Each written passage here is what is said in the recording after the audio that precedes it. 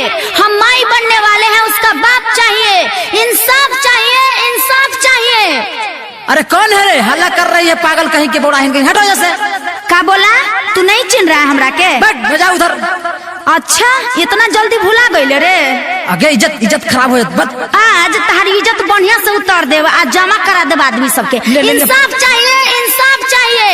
धर ले पैसा 5000 जो भाग। ये पैसा देगा? हमको पैसा वैसा नहीं चाहिए, हमको इंसाफ चाहिए, इंसाफ चाहिए।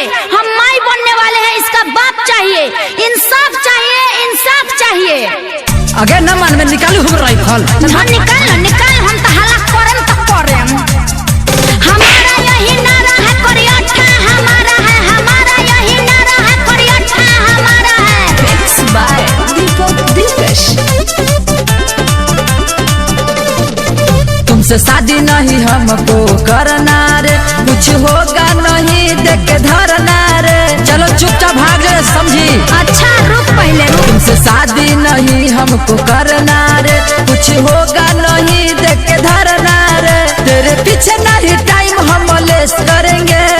हाँ तो सुन ले, मजनुआ मूड फ्रेश करेंगे, जाके थाना में तोहरा पर केस करेंगे। मजनुआ मूड फ्रेश करेंगे, जाके थाना में तोहरा पर केस करेंगे। बुझले? तोरा का समझ में आवे कि कौन बनी हम फरिया ले तोहरा से। चल निकाल चुपचाप, हमरा लड़ाई न कर ले। भाग भाग भाग। अरे अरे अरे अरे मार कपड़ा रे दादा। रुक तारा के तो जेल में हम चौकी पिसवाई। हमरा से प्यार हो तो दूसरा जगह कहाँ घूमल है? झूठ काहे बोलेला रे करियठा? रहे जब प्यार त दोसर संग काहे गइलू हो? केकरा संगे रे? हम कइनी तोह पे भरोसा, करिया मुँह पोता बैलू हो।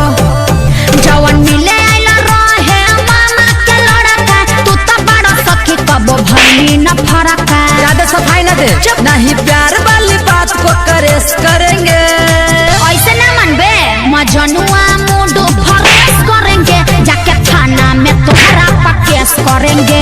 मजनुआ मूड फ्रेश करेंगे, जाके थाना में तोहरा पर केस करेंगे। अब तू पिटाई लगी तो रह गलो पिटाई में, तब ऐसे निकल में। हाँ तो पीट दनु, हमरा वैसे कोनो दिक्कत नहीं है, ठीक नु? दम जबरदस्त थेथरी गे। हमके बस इंसाफ चाहिए। सब चाहो चाहिए।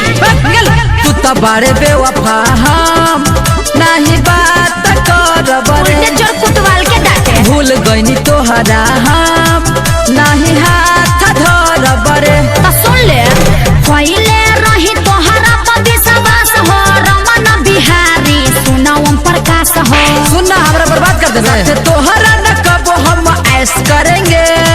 अब न करबे, मजनुआ मूड फ्रेश करेंगे, जाके थाना में तोहरा पर केस करेंगे। मजनुआ मूड फ्रेश करेंगे, जाके थाना में तोहरा पर केस करेंगे। 302 के दफा लगवाई। छोड़ दे, चल ब्याह कर ले। हाँ तो चलो।